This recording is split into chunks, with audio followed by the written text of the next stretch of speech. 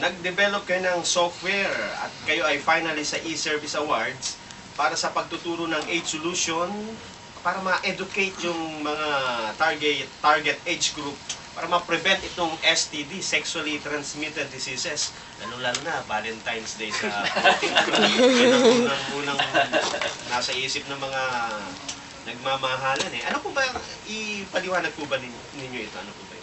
Okay, unang-una sa lahat, before I answer that question, gusto kong magpasalamat muna sa iyo at sa DZMM and for CITEM for allowing our company here to speak. It's a malaking karangalan po na maging guest sa inyong program.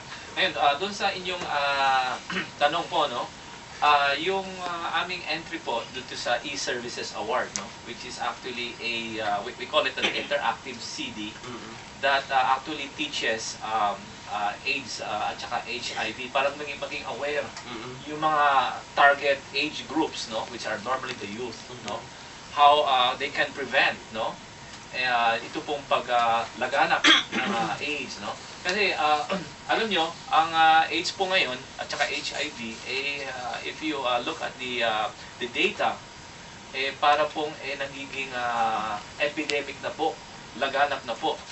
Dito po sa Philippines, we're lucky because hindi pa po masyado, no? But we should not be very confident because habang tumatagal, lalo pong dumadami po mga victims ng HIV/AIDS. At hindi lang po yun, yung tinatawag natin STI, no? Yung sexually transmitted infection, no?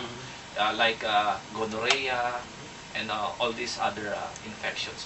Ayan, nabanggit ko yung STD, babatiin ko lang yung aking kaibigan, si Jun.